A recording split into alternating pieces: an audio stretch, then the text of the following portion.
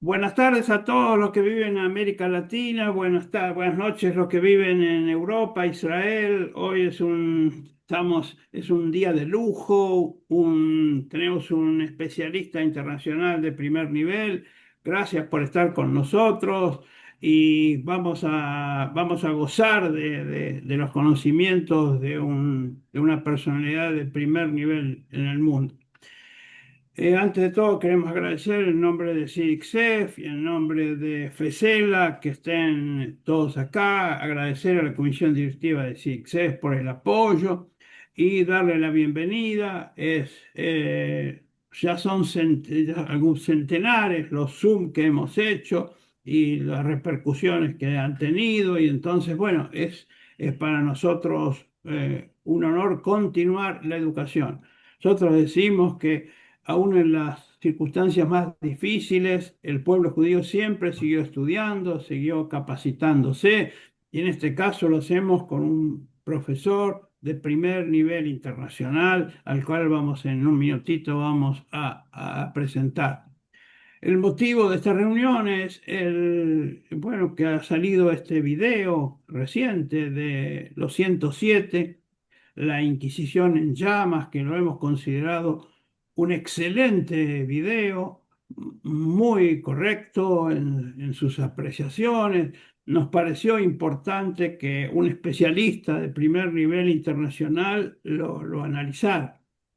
Entonces, se trata, por las dudas, los que no lo han visto, cuenta sobre 107 criptojudíos quemados por la Inquisición de Córdoba en el año 1504, acusando simplemente de haber tenido alguna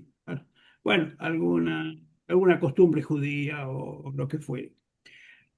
Bueno, después nos va a explicar el profesor Pinjas Vivelnik, a quien le damos una gran bienvenida, que después, bueno, el inquisidor general sufrió las consecuencias de su actividad. Pero entonces, primero de todo, le invito a mi querido Daniel Cohen Salama que lea un currículum sintetizado de Pinjas Vivelnik. Y gracias, Pinjas, por acceder nuevamente a todos nuestros pedidos. Somos siempre agradecidos a vos y a todos tus conocimientos. Daniel, estás... Bueno, y cómo no, ya. bueno, bienvenido, Pinjas, para nosotros es un honor tenerte presente. Pinjas Vivelnik nació en Rosario en 1952, vive en Israel desde 1974. Inmediatamente participó en la Universidad Hebrea de Jerusalén con cum laude, que es decir, súper felicitado en todos sus trabajos. Todos los trabajos que hizo son trabajos de excelencia dentro de la universidad. Realizó investigaciones en el Archivo General de Historia del Pueblo Judío de la Universidad Hebrea de Jerusalén, Archivo General de la Nación de México, Museo Británico, Archivo General de Indias en Sevilla, España, autor y editor de trabajos sobre historia judía, antisemitismo, judaísmo español, Inquisición, criptojudíos en América colonial. Lo que no dice el currículum, siendo que es de Rosario, si se identifica como de hincha de Newell's o de Rosario Central, aparentemente desde que llegó a Israel su pasión es la historia judía. Y bueno, quiero también hacer una síntesis respecto del CIDICSEF. El esfuerzo que nosotros hacemos al rajuñar la historia es un poco no olvidarnos del propósito por los cuales todas esas comunidades sufrieron y etcétera, pero el propósito fue generar una conducta ética y moral y aportarla a la civilización. Eso es lo que nos preocupa y lo que permanentemente tenemos que tener en cuenta. Recién Beni dijo algo muy importante que tenía que ver con la vida. Bueno, yo voy a decir dos palabras muy contundentes y que es un mandato bíblico, que es Ubajartá Bajaim. Nosotros estamos para elegir la vida y tratar de hacer de este mundo un mundo mejor. Nada más que eso, te doy las palabras. El coordinador a partir de ahora es el doctor Mario Cohen. Muchas gracias por Bueno, estar. gracias. Entonces le damos la palabra a Pinjas y le agradecemos profundamente. les pedimos a todos que nos indiquen de dónde nos están viendo y hagan las preguntas, comentarios que se les ocurra. Vamos a tratar de al final hacer un ping-pong de preguntas. Pinjas, somos todo oído, nuestro profundo agradecimiento. Bueno, buenas noches a todos. Para mí es un gusto. Como dijo antes Mario, antes de que subiéramos, nos conocemos hace más o menos 2 días y 35 años más o menos. Es decir, desde el año 91. Así que bueno, vamos a empezar aquí. Quisiera subir aquí, espero hacerlo bien porque soy historiador medieval. Espero que se ve bien ahora esto, Mario. Perfecto. Perfecto. Perfecto. Ok, esto lo aprendí sobre todo en la época de la pandemia, es decir, la pandemia tuvo para mí el efecto que por lo menos pudiera ver aquí cómo se podíamos ver de trabajar con esto que se llama el Zoom. Bueno, primeramente, gracias por invitarme y vamos a empezar aquí a tratar el tema.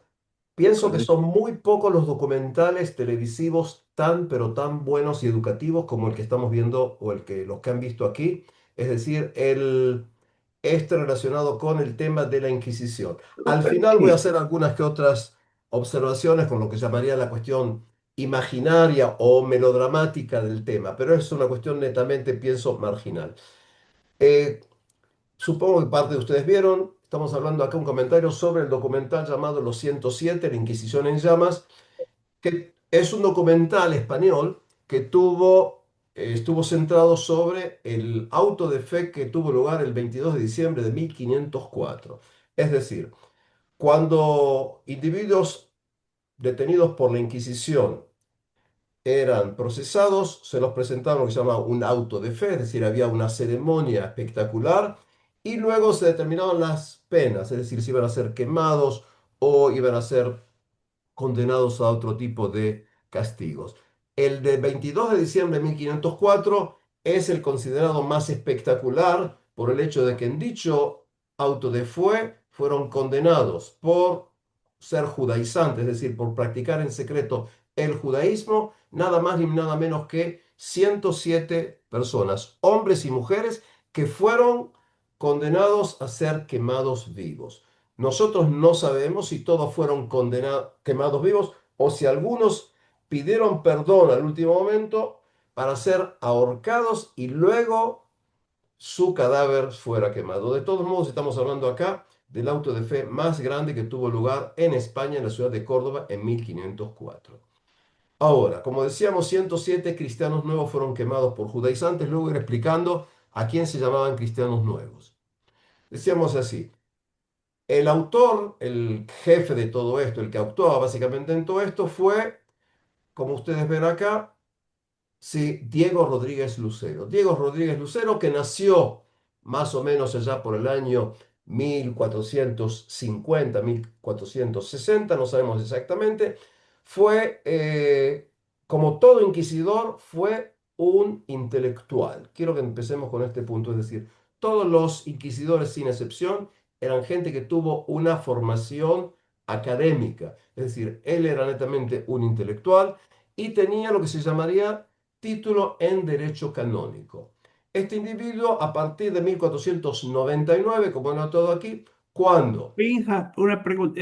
No se está viendo el PowerPoint. O es Ah, esto es una introducción al PowerPoint. no, no. Bueno, de todas maneras, todo lo que estás diciendo es muy ilustrativo, así que no, Ok, con PowerPoint voy a o sin tratar acá de PowerPoint, hacerlo. Ok, vamos a ver aquí qué ocurre. Lo voy a ver acá, acá. no es problema, no es problema. Mientras sigue Espera, ¿ahora ingresando lo ve? ahí está, gente. ahí está, ahí está. Ah, está perfecto. ¿Ahora se ve? Bueno, Sí, menos Perfecto. sí. mal. Entonces vuelvo aquí atrás con esto. Digamos así, yo lo veía, menos mal que me has dicho, porque yo lo estaba viendo, ustedes evidentemente no lo veían esto. Ok, entonces hacemos lo siguiente. Tenemos aquí el auto de fe y lo que estoy haciendo es un comentario sobre dicho auto de fe del 22 de diciembre de 1504. 107 cristianos nuevos fueron quemados por judaizantes. Ahora están viendo Mario, ahora se ve eso. Perfecto, perfecto. Perfecto. Bueno, ya que me tomé el trabajo de armarlo para ustedes, por lo menos que lo vean. Es decir, vamos a continuar con esto. Y es lo siguiente. Decíamos lo siguiente. Diego Rodríguez de Lucero fue inquisidor y como todos los inquisidores, sin excepción, era un individuo con preparación académica. Es decir, cuando nosotros hablamos de inquisidores, estamos hablando de la élite intelectual. La mayoría absoluta pertenecían a la orden de los dominicanos.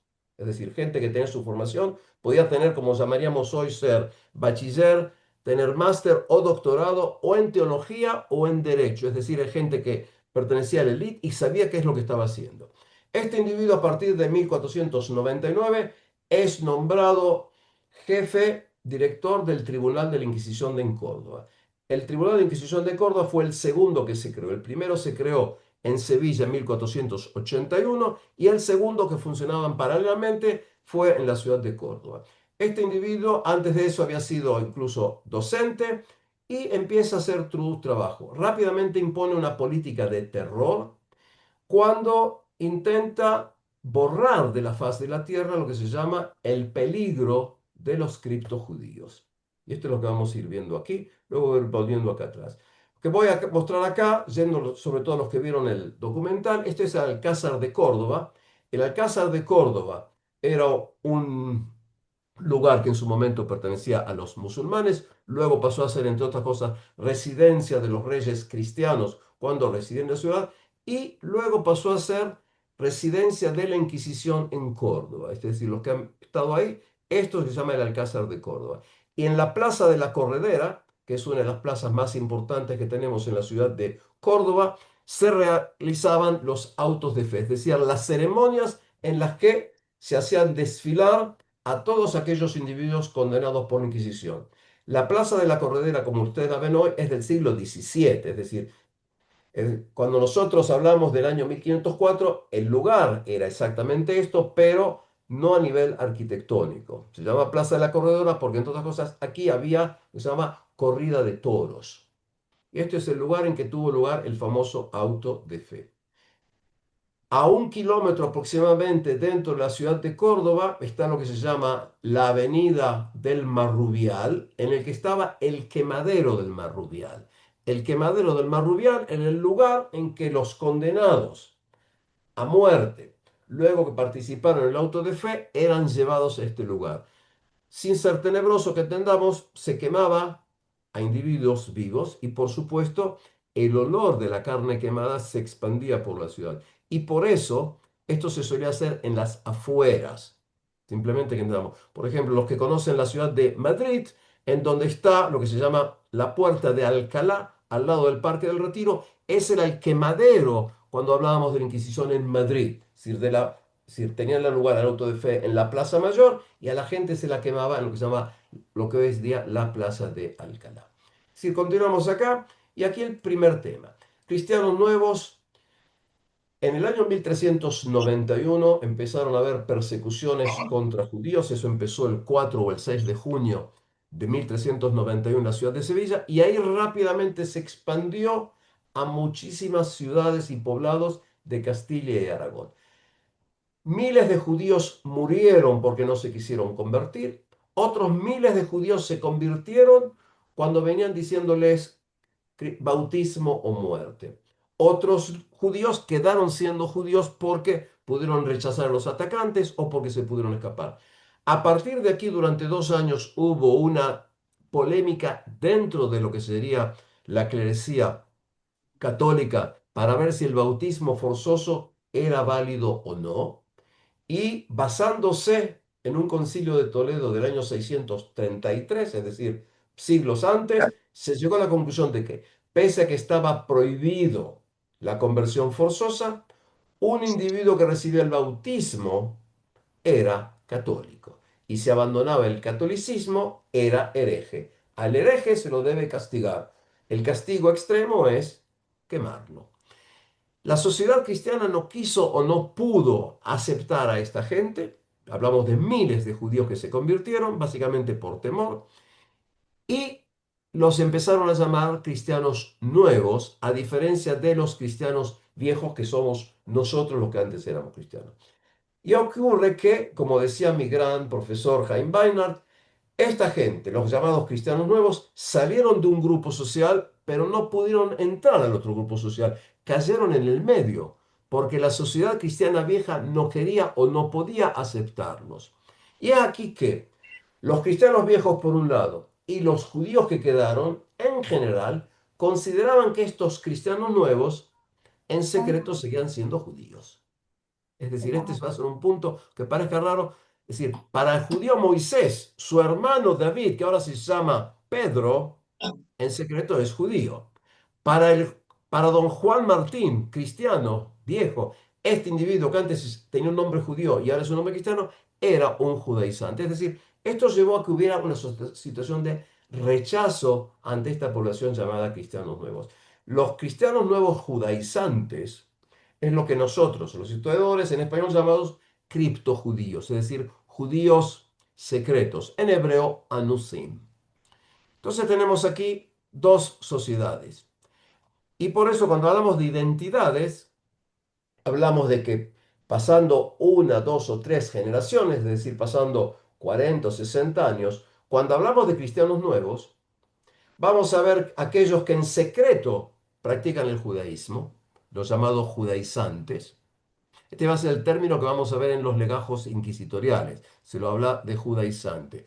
Va a estar el individuo que se va a convertir en verdadero católico, porque pasaron, él ya nació, igual que su padre como católico, y los que luego vamos a llamar escépticos. Por supuesto que no podemos saber cuántos de estas personas eran ni judaizantes, ni católicos creyentes, ni escépticos. Es decir, entramos acá a serie de especulaciones que no siempre podemos demostrar. Estoy hablando más o menos ligero porque don Mario me dijo que no más de más o menos una hora. A veces hago caso de lo que me pide. Es decir, simplemente luego vamos a ver preguntas. Es decir, que tenemos acá. Y ocurre que tenemos el problema converso. La sociedad cristiana vieja se considera a sí mismo, nosotros somos los limpios, somos los puros, somos los lindos. Y los otros son los manchados, los marcados, los tornadizos, los feos, es decir, entramos aquí. Y ocurre que empiezan a haber problemas porque la sociedad cristiana vieja, como decía, no quiere o no puede aceptar a esta gente. Y ocurre que hay disputas y llegamos a un año muy importante y es 1449. En 1449 en la ciudad de Toledo hubo un levantamiento armado contra el rey de turno y entre otras cosas, un señor llamado Sarmiento va a tomar el poder y va a quemar a 14 cristianos nuevos, a los que acusa de ser judaizantes. El procedimiento no era un procedimiento inquisitorial, fue algo así como un tribunal de campo rápido, se los quemó. Se suele considerar que lo hizo básicamente porque estos individuos eran individuos importantes, influyentes, pero lo importante es que este individuo sacó lo que se llama la Sentencia Estatuto de Toledo, en la que decía que no vamos a permitir que aquellos que tienen origen judío ocupen puestos en la administración o en el gobierno.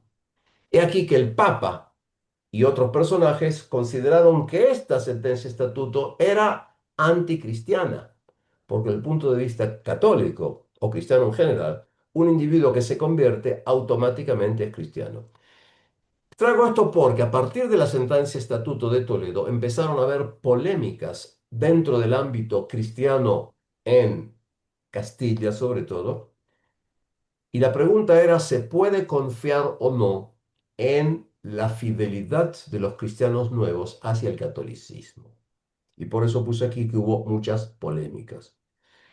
He aquí que en el año 1461, un fraile llamado Alonso de Espina escribe un libro que se llama Fortalicium Fidei, es decir, la fortaleza de la fe, en la que explica que no se puede confiar en los cristianos nuevos y da 25 puntos o señales para saber si algún cristiano nuevo en secreto sigue siendo judaizante. Por ejemplo, si cambia las sábanas el viernes a la tarde en su casa.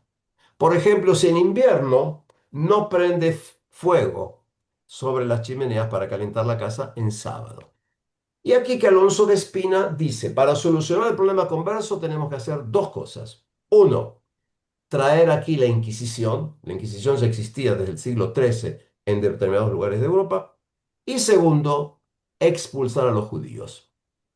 Por eso se suele ver a Alonso de Espina como el ideólogo de lo que luego va a ser la creación de la Inquisición y la idea de la expulsión de los judíos. Sobre todo tomando en cuenta que este individuo va a influir, yo a veces me confundo en español si es influir o influenciar, hace demasiado años que vivo en Israel, de todos modos me han entendido, y es Isabel, sobre todo Isabel, que es la princesa Isabel, que luego va a ser la reina Isabel, va a tomar en cuenta las ideas de este señor Alonso de Espina como ideología. Recuerden, Inquisición y expulsión es una cuestión que ya se va formulando.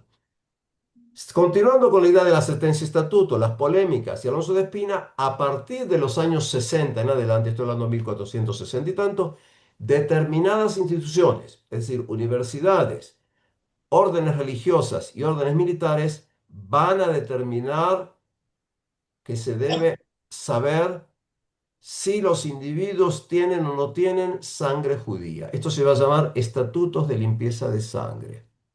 La idea primaria va a ser, escuchen bien, que quien tenga antecedentes judíos 10 generaciones.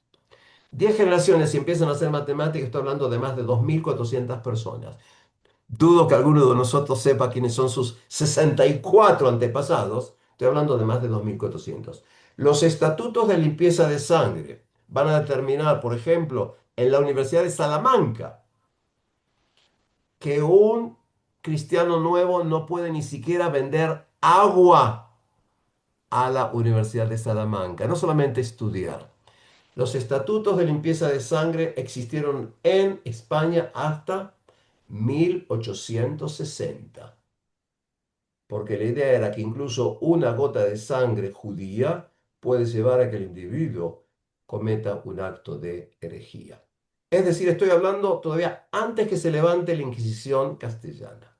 Y aquí que Isabel de Castilla y Fernando de Aragón van a ser los padres de España, para que entendamos, cuando ellos se casan en 1469, esta era la realidad política. 5 reinos: Portugal, Castilla, Navarra y Aragón, y un reino musulmán abajo llamado Granada. Cuando Fernando muera en 1516, van a existir dos estados, Portugal y España. En otras palabras, España nació con Fernando e Isabel. Y ellos van a hacer varias cosas: levantar la Inquisición, expulsar a los judíos, terminar la Reconquista y, sin saberlo, descubrir América. Por eso van a ser, digamos así, los padres de España. Y van a levantar la Inquisición. La Inquisición, como decíamos, Inquisición o inquisitio quiere decir inquirir, investigar. Desde que comienza el cristianismo y se permite el cristianismo en el siglo IV, es decir, estoy hablando del siglo 300 y tantos, todo obispo tenía posibilidad de investigar a los participantes de su parroquia, de su iglesia, sobre cuestiones de fe. Que entendamos, la Inquisición actúa solamente sobre católicos, no judíos, y cuando venga el Islam, no musulmanes. La Inquisición quiere saber en qué medida los católicos son fieles a la fe católica. ¿Ok? Y por eso van a ser hacia más o menos 1230 y tanto de discusiones, cuando viene lo que se llama la herejía de los cátaros o valdenses en la zona del sur de Francia. En 1478, cuando Isabel ya era reina de Castilla y su esposo todavía era príncipe de Aragón, se dirigen al Papa para pedir inquisición, para tratar de averiguar en qué medida los cristianos nuevos de origen judío son fieles al cristianismo. Explico esto porque es lo siguiente. La Inquisición castellana, luego Inquisición española, se levantó con un único y solo objetivo. Hoy en día, en la era del political correct y que la gente habla sin saber, etcétera, etcétera, la Inquisición actuaba sobre todo tipo de herejías. No.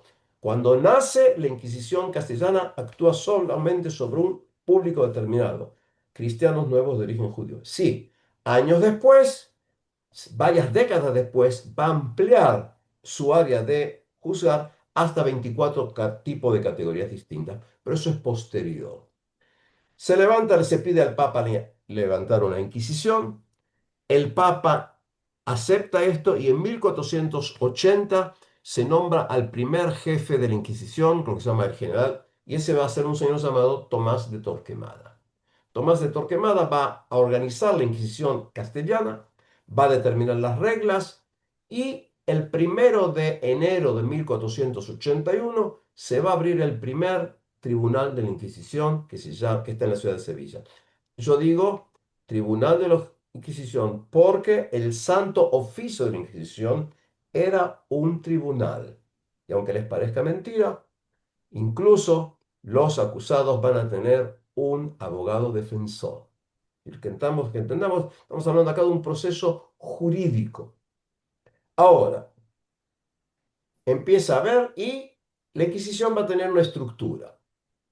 Voy a ir diciendo puntos para que entendamos. La Inquisición va a ser una estructura y va a ser, además, como diríamos en español moderno, un ministerio. Es decir, cuando Tomás de Torquemada se reúne con los reyes, él es parte de lo que hoy diríamos el gabinete de la dirección. Es decir, hoy llamaríamos el ministro de Economía, el ministro de Defensa, etcétera, y está el jefe de la Inquisición, porque la Inquisición nacional, la Inquisición castellana, es una institución oficial.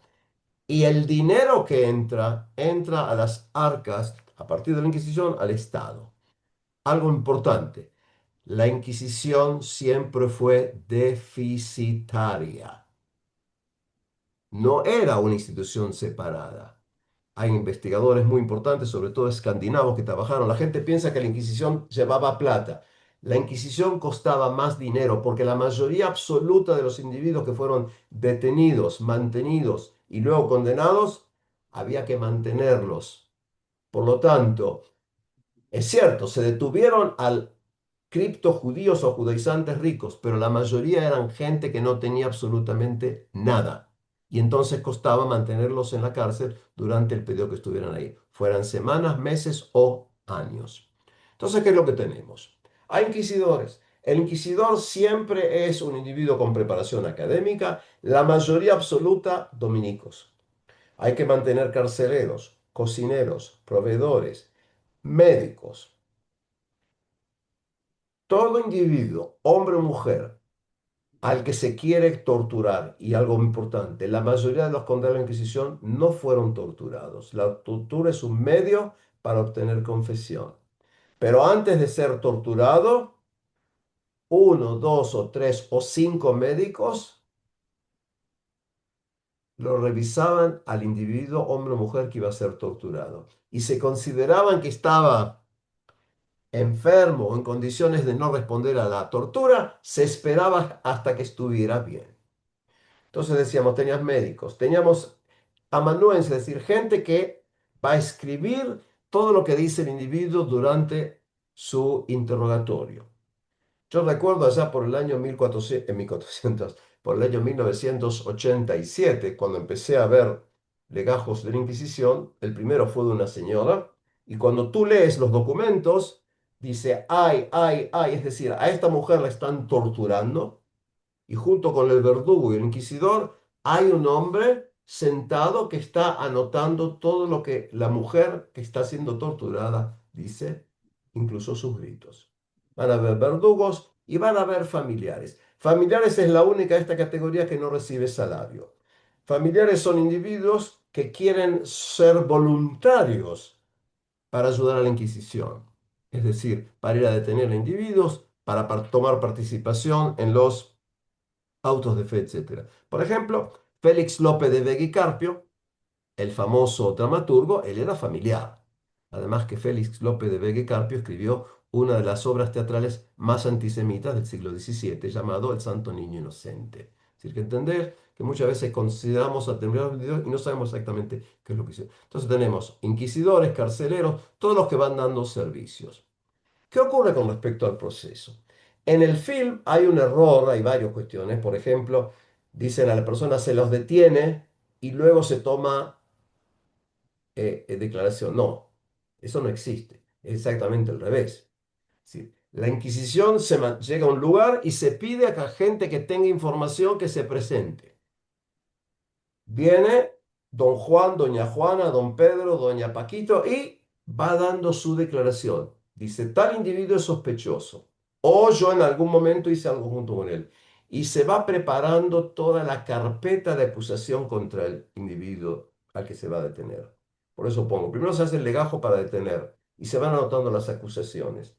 Como dicen los que vieron el film, el problema que tiene o la gran diferencia que existe entre la Inquisición castellana, luego española porque va a Aragón y otros lugares, y todos los demás tribunales europeos es que en el tribunal de la Inquisición el acusado no sabe quién es el acusador ni de qué se lo acusa. Repito, son las únicas dos diferencias. Cuando se toma un señor llamado Tomás Treviño de Sobremonte, o los que han leído Francisco Maldonado da Silva, por dar ejemplos de América Latina, él no sabe quién lo acusa y no sabe de qué se acusa. Esa es la única diferencia con respecto a cualquier tribunal, llamémoslo laico religioso, en Alemania, en Inglaterra o en donde sea. Dicho sea de paso, lo que se llama la tortura va a ser utilizada en todos los países europeos hasta comienzo del siglo XIX. Y la tortura se considera un método aceptado para obtener la declaración del individuo detenido. Es decir, cuando un individuo declara bajo tortura, sus declaraciones son aceptadas. Entonces tenemos legajo para detener las acusaciones. Luego viene un periodo de gracia, es decir, la Inquisición llega a un lugar, no importa en este momento si es Ciudad Real, puede ser Barcelona, puede ser Zaragoza, y pregoneros van a decir, ahora hay un periodo de 30, 40, a lo sumo 60 días, en lo que si tú has cometido un acto de herejía, puedes venir a confesarte. Y entonces la pena, el castigo será menor. El asunto es que cuando un individuo viene y se presenta, le empiezan a hacer preguntas.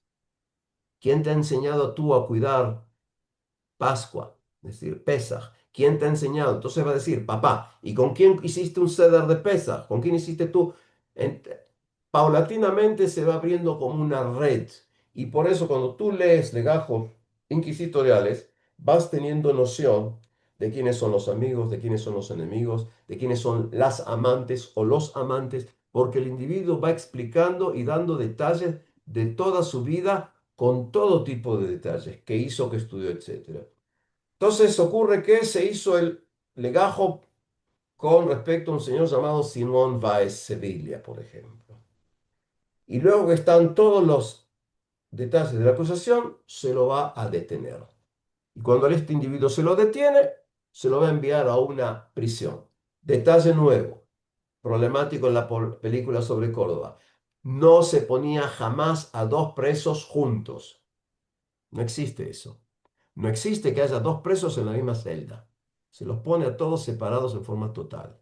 Es decir, hay diferencia entre a veces la imaginación y lo que se llama la realidad histórica, vamos a decirlo así. Entonces se lo pone solo y puede estar solo 2, 3, 4 semanas y la cabeza funciona. ¿Por qué me han detenido? Ahora, yo sé que yo cuidaba Yom Kippur junto con mi tío. ¿A mi tío lo detuvieron o no lo detuvieron? ¿Quién me ha acusado a mí? Entonces, y este individuo se lo va a llamar 3 veces ante los inquisidores.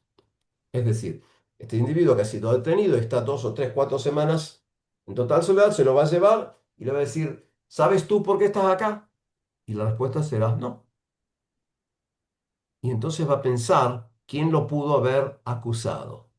Y está lo que se llaman las tachas. Las tachas es tratar de demostrar. Quizás a mí me acusó María. ¿Y quién es María? Bueno, María es una mujer con la que yo tuve relaciones y le prometí que me iba a casar y no me casé. Entonces María me odia. Seguramente María fue quien me acusó. O viene Susana y Susana dice, quizás fue Rodrigo. ¿Por qué Rodrigo? Porque Rodrigo quería que yo tuviera relaciones con él y nunca lo hice. entonces me odia. Es decir, el individuo intenta ver, o por razones comerciales, y aquí paulatinamente vas viendo todo el ámbito social, económico, educativo, familiar de estas personas. Y está en la prisión. El individuo recibe comida en la prisión. Y si ha sido detenido un individuo que tiene mucho dinero, la Inquisición va a ir usando el dinero confiscado del preso para darle mejores alimentos. En otras palabras, a mí me han detenido, soy un millonario, entonces voy a exigir, voy a pedir tener unas buenas frazadas, voy a pedir un buen alimento. Y aunque parezca raro, la Inquisición se lo da. Tenemos que entender un punto que es muy importante. Generalmente los individuos crueles no piensan que son crueles, piensan que actúan en nombre de una ideología, lo que está bien. La Inquisición considera que lo que están haciendo es lo correcto para salvar el cristianismo y salvar o castigar el alma del detenido. No piensan que es crueldad por sí. Es un punto que tenemos que tomarlo en cuenta. Y aquí viene la tortura. En la Inquisición castellana, a diferencia de lo que ocurría en Alemania y en Suiza y en Francia, en Inglaterra, solamente había tres tipos de torturas y no se podía jamás repetir la misma tortura, perdón, utilizar dos torturas distintas para el mismo preso. Uno, dos, al individuo no se lo podía torturar más que una vez. Lo que ocurre es que se hacía un truco, es decir, vamos a hablar, por ejemplo, de que alguien lo ponía al potro. ¿Sí? Entonces, ¿qué ocurre? Dicen, y ahora hacemos un descanso, pero el descanso podía durar varios días y continuar con el potro otra vez. Los que leyeron el buenísimo libro de Marcos Aguinis, que está basado en la investigación del Francisco gran, Maldonado de Silva. perdón, De Francisco Maldonado de sí, Silva, de sí. Francisco Maldonado da Silva, pero el trabajo que hizo Marcos Aguinis no fue un trabajo de investigación. Lo que él hizo fue utilizar los trabajos del gran investigador alemán chileno, que en este momento, desgraciadamente me olvidé, enseguida me acordar el nombre. Günter Bonn. Ginterbaum, gracias Mario, menos mal que estás tú aquí. Ginterbaum fue el que hizo el trabajo de investigación sobre Francisco Maldonado de Silva. Y Marcos Aguines utilizó todas las investigaciones sin nombrarlo, sí, a Ginterbaum. Lo digo esto porque fue una cuestión problemática. Ahora, lo interesante es que Francisco Maldonado de Silva y su padre fueron torturados solamente por una técnica.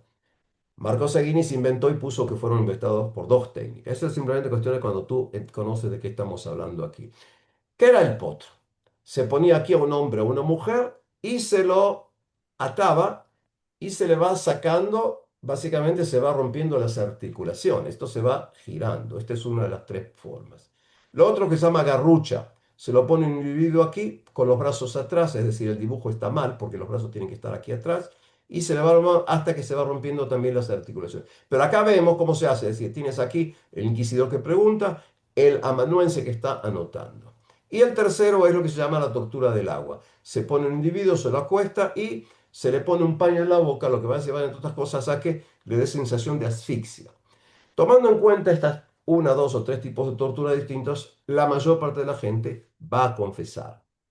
Ahora, primero decíamos antes, la mayor parte de la gente no fue torturada porque había suficiente testimonios ya acusándolos. Segundo, muchísima gente, hombres o mujeres, empezaban a confesar en el momento que los iban a llevar a la tortura. Punto más, tomando en cuenta que a los prisioneros, hombres o mujeres, se los torturaba teniendo el torso descubierto, muchísimas mujeres empezaban a confesar para evitar que vieran su desnudez de sus pechos. En otras palabras, que no se me lo entender, no estoy justificando nada, estoy explicando cómo esto actúa, porque muchas veces a individuos que luego fueron condenados a la hoguera no se los torturaron por la cantidad enorme de evidencia que había contra ellos. Entonces tenemos aquí los tres tipos de tortura y va a aparecer en el auto de fe. Entonces aquí es un cuadro de Pedro Berruguete que se puede ver en el Prado y lo que vemos acá sería cómo la gente están de esta manera, están acatados al palo. Ahora, aquí si se fijan bien, hay una soga en el cuello. El doctorado mío lo hice sobre Inquisición en forma específica en el siglo XVII. La mayoría absoluta de los prisioneros que conocemos, antes de ser quemados vivos, ya tenían acá puesta una soga, aceptaban besar la cruz antes de que los quemaran. Es decir, preferían que los ahorcaran y no ser quemados vivos. En el caso de los 107, como se ve en la película, no sabemos cuántos de ellos fueron quemados vivos o luego de haber sido ahorcados. Eso es un detalle que entendamos que ocurre. Es decir, esto es lo que vemos acá, los individuos que están puestos aquí. Acá tiene esto el San Benito, tiene aquí puesto el bonete que representa que ha sido condenado. Esto que traje aquí es básicamente la Plaza Mayor en Madrid, que ya fue restaurada en el siglo XVII, pero acá también tuvieron importantes autos de fe, sobre todo en el siglo XVII. Lo que vemos acá es un cuadro de Francisco Rizzi sobre qué es el auto de fe. Si vemos acá, netamente, este fue un auto de fe que tuvo lugar en el siglo XVII. Y lo que vemos acá es la gente que va participando. Esto es netamente un espectáculo. Es el mejor show que tenemos en la ciudad. La gente viene, se preparan aquí con trabajos de varias semanas, lo trabajan carpinteros. Esto es netamente, estamos en la Plaza Mayor de Madrid. Esto de aquí, los que conocen, la Casa de la Panadería. Acá está el rey Carlos sentado y viendo qué es lo que está ocurriendo con la gente. Y participan todos en procesión. Hubo autos de fe, que duraban más o menos desde las 7 de la mañana hasta aproximadamente las 9 de la noche. Es decir, unas 14 horas en que se va a ir leyendo las acusaciones de los acusados que tenemos acá. Esto que decíamos es la Puerta de Alcalá, que era el quemadero en Madrid, y el número de víctimas. Hacia el año 1530-31 se intentó hacer un estudio que se terminó en Actas de Toledo para ver cuántas personas fueron más o menos condenadas. Es decir, en 50 años, 49 años, se habla aproximadamente de 50.000 condenados. Más o menos 5.000 quemados y 5.000 quemados en efigie. Quemado en efigie es un individuo al que no se pudo detener. Digamos que me detienen a mí y mi hermano ya vive en Salónica, se fue, se escapó. O mi padre o mi madre murieron. Si mi padre o padre o mi madre murieron, se sacan los huesos de las tumbas y se van a quemar los huesos con un cartelito diciendo los nombres. O si mi hermano o mi hermana se escapó. Es decir, esto es lo que estamos viendo acá, lo que se llama la cantidad de individuos que fueron condenados por Inquisición. ¿Qué ocurre con los otros 40.000 más o menos? Van a tener que usar toda su vida el San Benito, van a tener que hacer trabajo, por ejemplo, en leprosarios, en conventos, en monasterios. La Inquisición va a llevar a que casi desaparezca el problema, del punto de vista cristiano, de lo que se llaman los criptojudíos. ¿Sí? Es decir, esta es más o menos la cifra. Hay una cuestión que a veces la gente dice, es decir, relativamente, cuidado nuevamente, los números no son impactantes. Si lo comparo, por ejemplo, con el tema de Shoah, que hablamos aproximadamente de 6 millones de judíos, y estoy hablando aquí aproximadamente 5.000 quemados, lo que ocurre es que aquí tú tienes varios fenómenos. Uno de ellos, la represión constante, porque se calcula que había quizás entre 100.000 o 200.000 judíos que fueron convertidos de una u otra manera por la fuerza. El hecho de que se levantó aquí por primera vez, casi en la historia, en forma organizada, un Estado totalitario que controlaba el pensamiento y la difusión de ideas hasta el siglo XIX. La Inquisición española se anuló en 1834, sin entender que estamos hablando acá de más de 300 años, aproximadamente 360 años, 350 años de actuar en forma constante en la represión. Y aquí es lo que vamos a ir viendo con respecto a cómo actúa la Inquisición. Ahora, ¿cómo sabemos de qué manera vivían los criptojudíos? Lo que llamamos en ivrit anusim, por los documentos inquisitoriales, por ejemplo. Hay modas, por ejemplo, no aceptar lo que dicen los documentos, pero eso solamente lo puede decir alguien que no ha leído ningún documento. ¿Por qué? Porque si tú me vas a, a torturar a mí, yo no te puedo decir ninguna frase en japonés, porque japonés no sé. ¿Por qué digo esto? Cuando tú lees documentos inquisitoriales, tú ves que el señor o la señora saben palabras en hebreo. Si alguien te dice Baruch Shem Kevodó, como está escrito en los documentos, o Adonai Sabaoth, porque así lo anota el amanuense, o si alguien dice que no tuvo relación con su mujer después de haber tenido por primera vez para no quedar trefo, como si fuera taref. ¿Entiendes? Esta gente conocía y sabía hebreo, conocía conceptos judíos. Luego memorias. Pocos criptojudíos que salieron de España y luego de Portugal, porque luego va a venir la Inquisición portuguesa, y escribían parte de sus memorias en Ámsterdam, sobre todo en Salónica y en otros lugares. Y los escritos de instrucción. De esta manera, es decir, escritos que se escriben, por ejemplo, en Italia, ¿sí? Para reeducar a criptojudíos que vivieron de esta manera, transmitiendo tradiciones orales durante más o menos 150 años o más. Y el mundo de los criptojudíos incluyen creencias y costumbres. Cuando la educación netamente es clandestina y oral. La gente estudia Biblia, porque Biblia se puede leer, se puede escuchar, y entonces aprenden sobre Abraham, Isaac, Jacob, etc. Luego también aprenden por textos cristianos antijudíos de disputas, textos que muchas veces se leen en las iglesias. Es decir, ¿en qué creen esta gente? Entonces tú al escuchar sabes qué es lo que debes creer. Prácticas y creencias de criptojudíos. Primeramente, casamientos endogámicos, es decir, un cristiano nuevo se casa con cristianos nuevos. Quien dirigiera mi doctorado, el profesor Joseph Kaplan, autoridad a nivel mundial, escribió hace muchos años, hizo una investigación interesante en que demostró cómo durante el siglo XV y XVI la mayoría absoluta de los de los cristianos nuevos, incluso riquísimos, no se pudieron casar con gente rica, cristianos viejos, porque la gente no se casaba. Es decir, los casamientos eran entre familias y yo, cristiano viejo, con dinero, no voy a emparentarme con cristianos nuevos de dinero. Entonces los casamientos son endogámicos, tanto porque los querían hacer los cristianos nuevos, porque como los cristianos viejos no los querían aceptar. ¿Y en qué creen? Creen en la ley de Moisés. Ese es el concepto en los documentos. Y es muy importante, como se dice, ser observante en el corazón. Yo quiero cuidar Kashrut, pero no puedo cuidar Kashrut, pero soy observante en el corazón. Entonces, ¿qué hago? Hago muchísimas veces ayunos.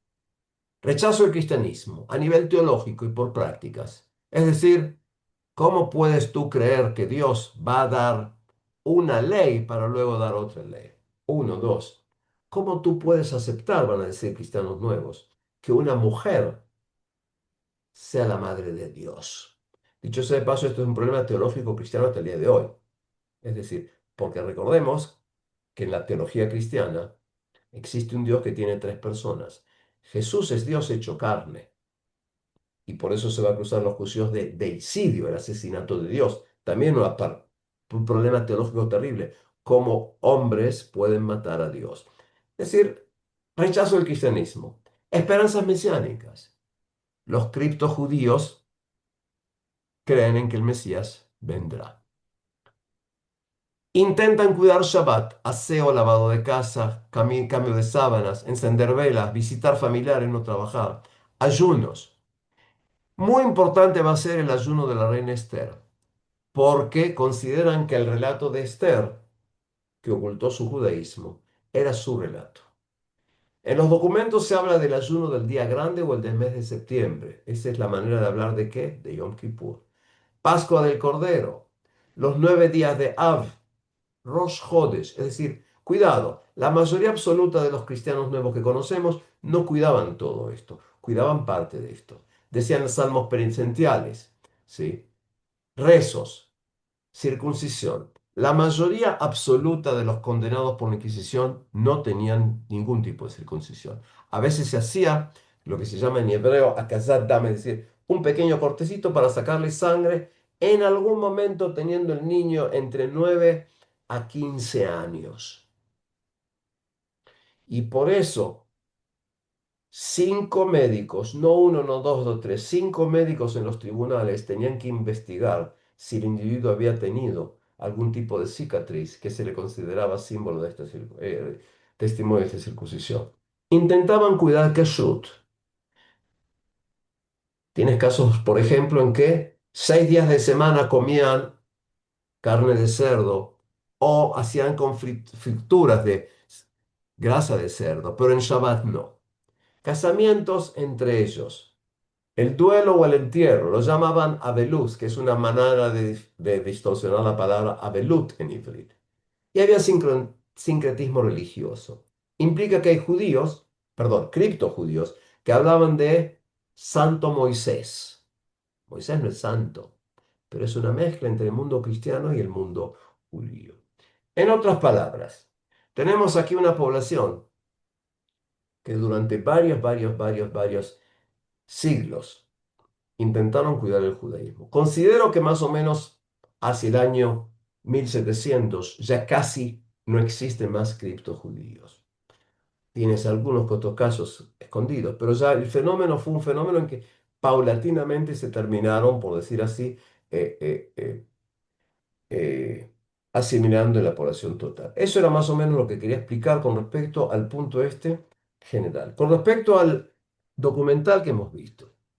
Vuelvo a repetir que dije antes, si se va a haber preguntas también, viste Mario, me porté bien, más o menos respeté tu tiempo. Es decir, otra vez, Mario ha estado dando casi 2 horas. Ahora, el punto que quiero que vamos a sacar es lo siguiente, y es el documental. Yo lo he recomendado y lo he mandado a muchísima gente, porque se me ocurre que son pocas veces en las que se hace un trabajo tan claro. Tú tienes, por ejemplo, las exposiciones de Sebastián de la Obra, los que conocen, ¿sí? El fundador y director de la Casa de Sefarad de Córdoba, un intelectual importantísimo, no judío que se dedica a la difusión del tema judío, que él participa mucho en el documental. Hay 2 o 3 problemas en el documental, como varios amigos que me dijeron, es melodramático. Por ejemplo, esta señora Zita Abreu, que dice que quizá el apellido Abreu tiene que ver con la palabra hebreo. Nada que ver con nada que ver. Es como a veces la gente piensa que soy Bibelic por Bible. Nada que ver con nada que ver. El apellido Abreu es un apellido muy común en Portugal, por lo menos desde el siglo XII. Está relacionado con un noble llamado Gonzalo de Evreux que vino de Normandía, de Francia, y de ahí se fue difundiendo desde el siglo XII, más o menos del año 1140. Hay montones de Abreu, ¿sí? Y es muy común en Portugal y en zonas Portugal. Simplemente es un detalle, no tiene nada que ver con el término hebreo. ¿Sí? El ADN de los judíos del cementerio de Lucena y el de Zita. Hemos hablado la otra vez cuando se hablaba del asunto del ADN de Cristóbal Colón. Determinar que esta señora tiene una relación con el ADN de los cadáveres de judíos del cementerio de Lucena, no digo que es imposible, pero todos podemos tener ADN de todos, como yo suelo decir. Si antes de que hubiera cristianismo no existía cristianismo, antes del Islam no había Islam. Si yo tomo a musulmanes, van a tener también ADN comunes a judíos, porque es una cuestión religiosa que se fue desarrollando. La película termina muy mal. Esta mujer, según el tema, no sabe ni siquiera quiénes son sus antepasados y de repente tiene una llave de la antigua casa del abuelo.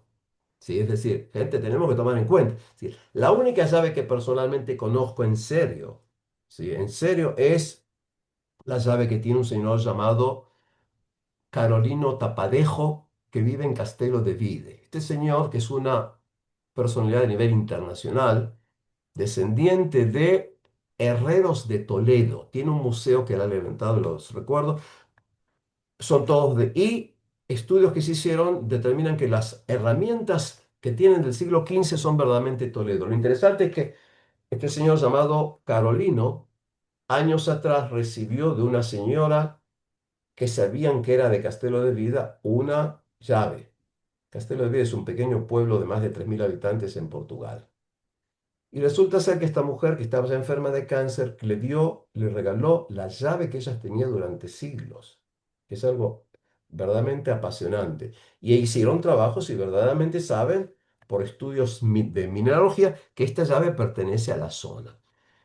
Hice esto así para entender. En la película hay una cuestión que no puedo determinar y es como que la Iglesia Católica Apostólica Romana destruyó parte de la documentación por vergüenza.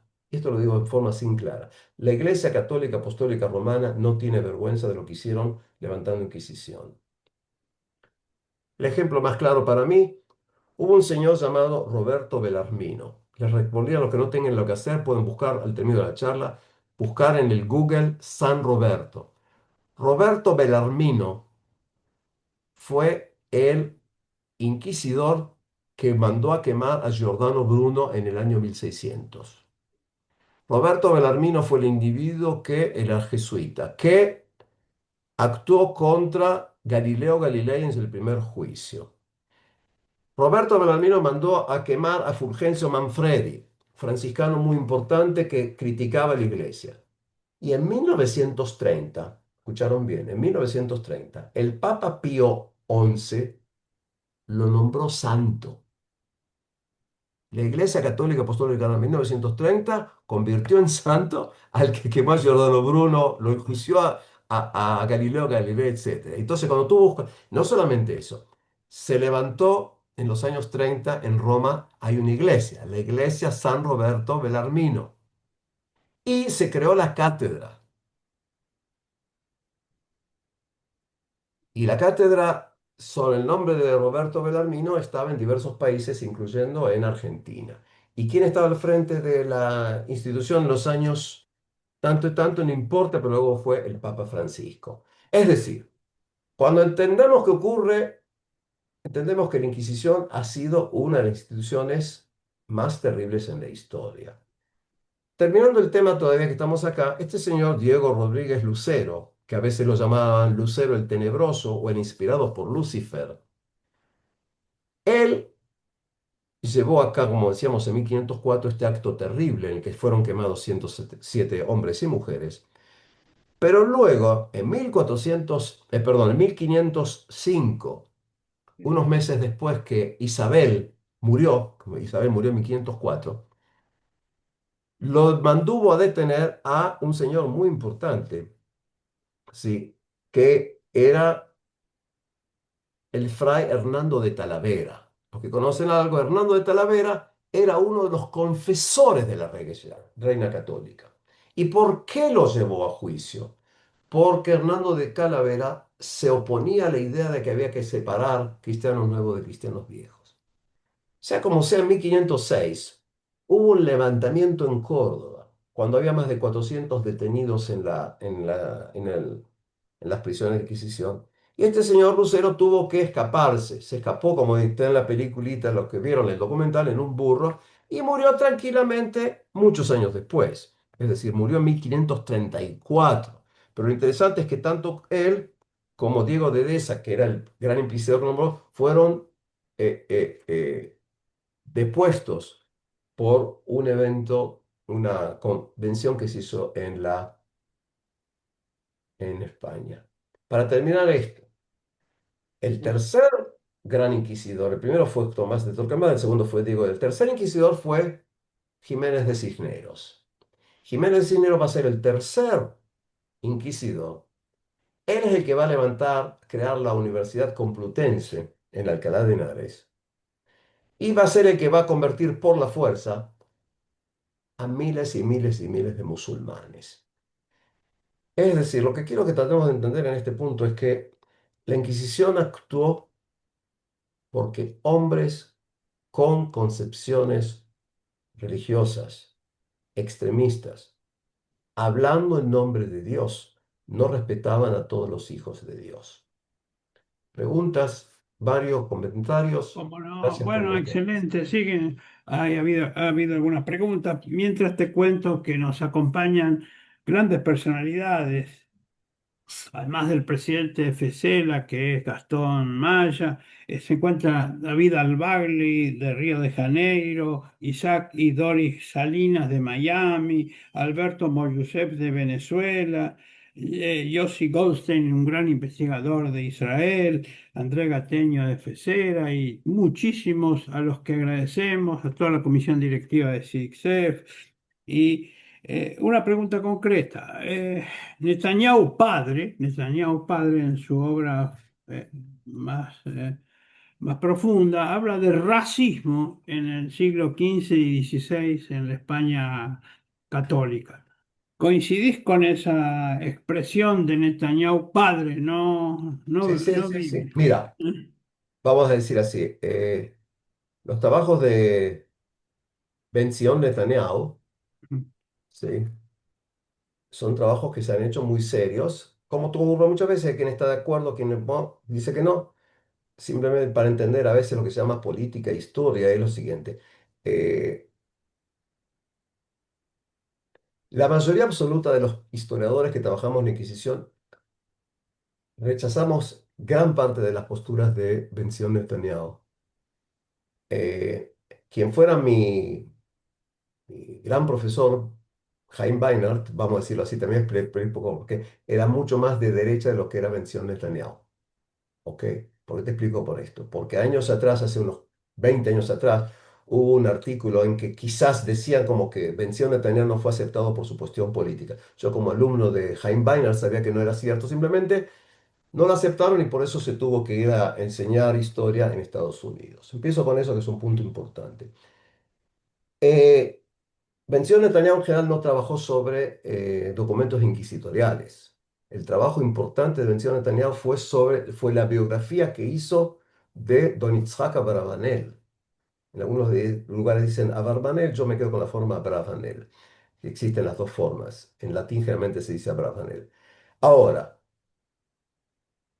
racismo, como nosotros conocemos, es una concepción que nace en el siglo XIX, pero si estamos hablando de rechazo del otro. Es decir, en ese nivel sí, tú tienes aquí, sí, para un judío, un no judío no es bueno, para un musulmán, un no musulmán no es bueno. Es decir, hablamos de conceptos que existen a lo largo de toda la historia. El punto es que para Netanyahu, padre, para Netanyahu, el historiador, el asunto es que en gran medida la Inquisición luchaba casi contra una ficción. Ese es el punto. Era básicamente una cuestión casi, por decir, casi lucha de clases. ¿Sí? Mientras que todos los historiadores que hemos trabajado, me incluyo, en documentos inquisitoriales, podrían empezar por Itzhak Ber, Chaim Weinert, incluso Henry Charles Lee, los que conocen quienes trabajaron en documentos. Mira, yo he leído miles, no cientos, miles de páginas de Inquisición. Se ve que no tenía lo que hacer. Entonces, para que entendamos qué ocurre. Entonces, tú ves que acá hablas de una concepción determinada. Y la concepción es que hay una concepción de sospecha.